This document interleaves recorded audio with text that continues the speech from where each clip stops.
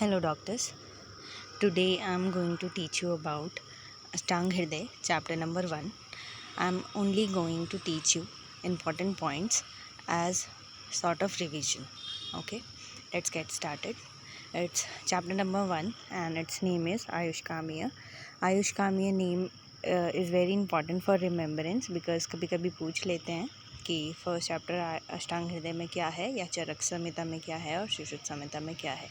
Okay, तो सबसे पहली बात जो आचार्य वाग्भट ने बताई है वो है कि समधातु समस्ताशु श्रेष्ठ निंद्या द्विदोषजा। प्रकृति के बारे में बताया है कि जो समधातु वाली हैं वो श्रेष्ठ हैं और जो द्विदोषज हैं मतलब वात पित्त, पित्त कफ और वात कफ वाली वो निंदनीय है। निंदनीय मतलब वो सबसे खराब हैं। दूसरी बात उन्होंने बताई है वृद्धि समाने सर्वेषाम विपरीतय विपर्यय।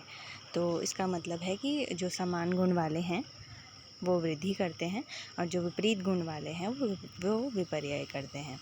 ठीक है, नेक्स्ट पॉइंट है, ये ऐसे पूछा जाएगा आपसे एमडी के एग्ज़ाम में कि ये रेफरेंस कहाँ का है, वृद्धि समाने सर्वेषाम विपरीतय विपर्यय।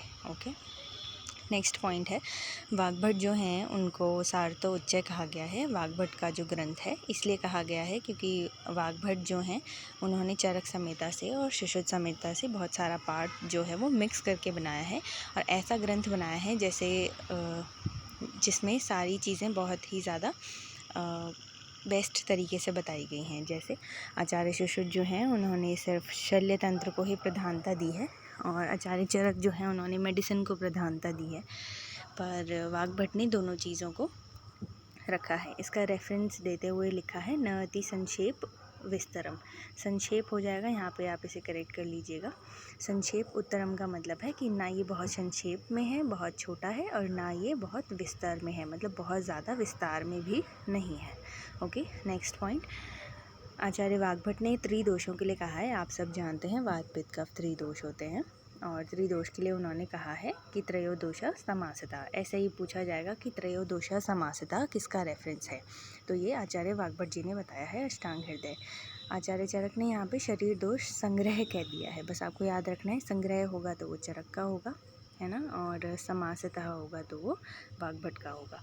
और आचार्य सुश्रुत ने कहा है हेतुवा, देह संभव हेतुवा, उनको हेतु कहा है। तो ऐसा डायरेक्ट सवाल पूछा जाएगा कि दोषों को समास किसने कहा है, आचार्य वाग्भट ने कहा है। दोषों को संग्रह किसने कहा है, आचार्य चरक ने कहा है। दोषों को हेतु किसने कहा है, आचार्य सुश्रुत ने कहा है। अब नेक्स्ट ये पॉइंट बताते हैं, पॉइंट नंबर 7, कि हमारे जो कर्म होते हैं वो 3 टाइप्स के होते हैं, शमन, कोपन और स्वस्थितम। ठीक है, डायरेक्ट ऐसा पूछा जाएगा कि वाग्भट के अकॉर्डिंग कर्म कितने प्रकार के होते हैं, तो आपको याद रखना है 3 प्रकार के होते हैं, शमनम, कोपन च स्वस्थितम। ठीक है, नेक्स्ट ये बोलेंगे कि औषध के कितने भेद होते हैं, तो औषध 2 तरीके की होती है, शमन और शोधन। डायरेक्ट ये पूछा जाएगा वाग्भट ने कितने औषध के भेद बताए हैं, तो आपको याद रखना है 2 भेद बताए हैं, सॉरी। नेक्स्ट पॉइंट है वाग्भट का जो फर्स्ट चैप्टर है वहीं पर विषय वस्तु बताई गई है। विषय वस्तु क्या होता है, विषय वस्तु इज़ कि जहाँ पे आपको बताया जाएगा कि कौन कौन से हमारे ब्रांचेज इसमें बताए हैं। तो जैसे वाग्भट ने कहा है, बहुत ही ज़्यादा प्रसिद्ध ये श्लोक है, आपको इसे लर्न करना चाहिए। काय, बाल, ग्रह, ऊर्ध्वांग, शल्य, दृष्टा, जरा, वृषान। तो काय मतलब काय चिकित्सा, है ना, जिसको हम मेडिसिन बोलते हैं। बाल मतलब जो हमारे छोटे बच्चों का है, पीडियाट्रिक्स। ग्रह मतलब पहले के टाइम पे जो हमारा ग्रह पूजन वगैरह होता था, आज के ज़माने में जो हम पंडित जी लोग हमारे घरों में आकर करते हैं वो ग्रह पूजन। और ऊर्ध्वांग मतलब ENT वाला जो पार्ट है। शल्य मतलब जो सर्जरी का पार्ट है। दृष्टा मतलब जो विष वाला पार्ट है, जो टॉक्सिकोलॉजी और फॉरेंसिक जिसे हम मॉडर्न में कहते हैं।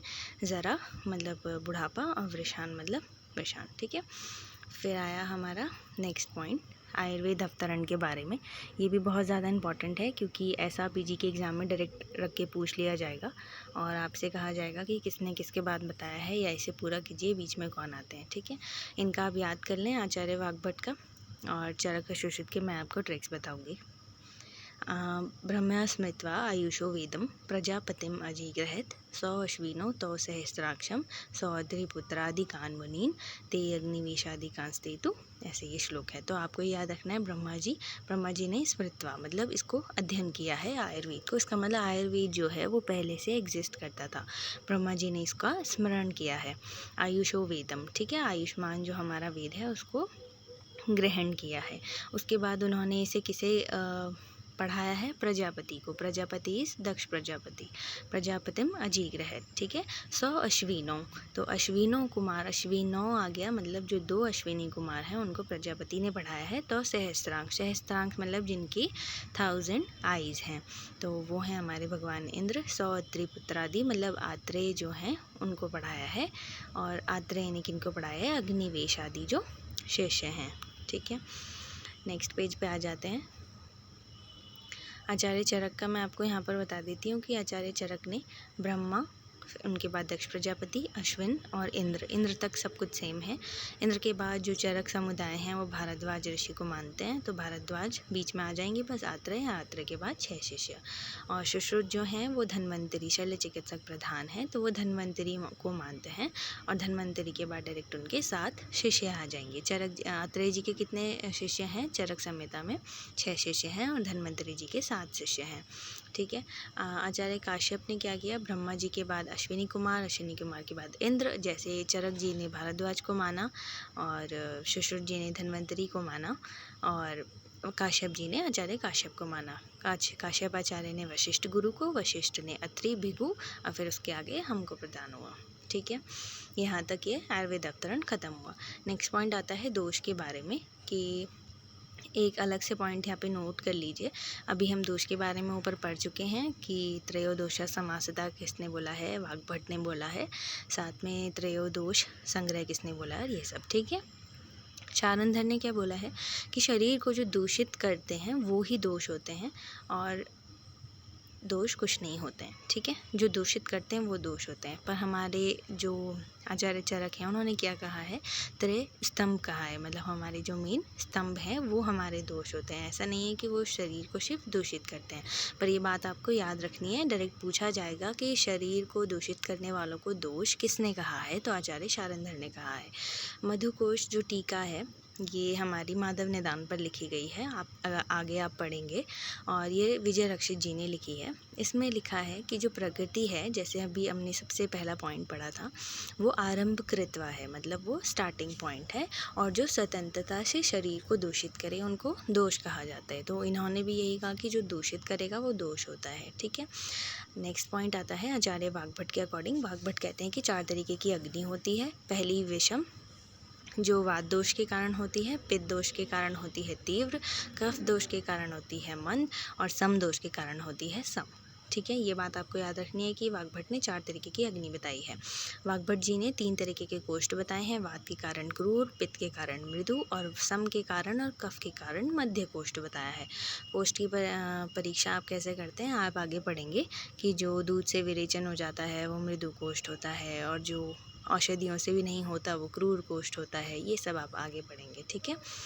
वीर्य के बारे में लिखा है, आपको बस ये ध्यान रखना है कि जो पोटेंसी होती है जिसको हम वर्किंग पोटेंसी कहते हैं उसको हम वीर्य कहते हैं, ठीक है।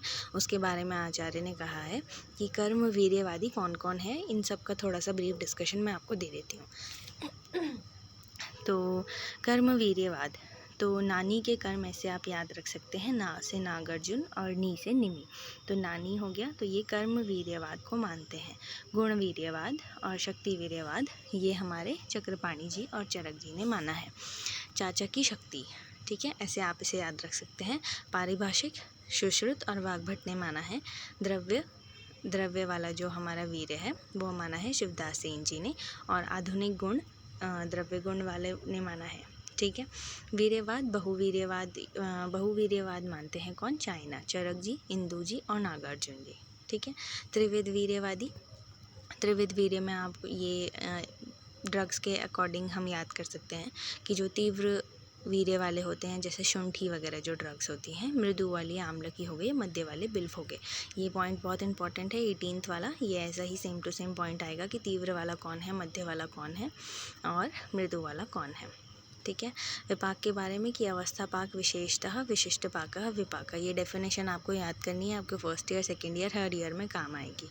ओके, नेक्स्ट पॉइंट है विपाक को चरक जी ने विपाक कर्म निष्ठया कहा है, नागार्जुन जी ने परिणाम लक्षण विपाक कहा है।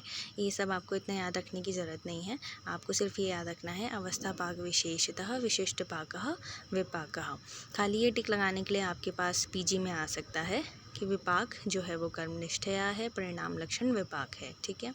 चक्रपाणी ने प्रयोग भेद से द्रव्य जो हैं वो दो तरीके के बताए हैं, रस प्रधान और औषध। ठीक है।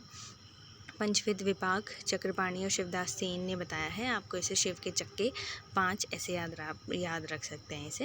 विपाक के तरतम भेद गंगाधर राय जी ने बताए हैं। विपाक के तरतम भेद किसने बताए हैं? गंगाधर राय जी ने बताए हैं। डायरेक्ट क्वेश्चन आएगा। ओके, काल के भेद वाग्भट जी ने 2 बताए हैं, शरणादि काल और व्याधि अवस्था। Thank you so much.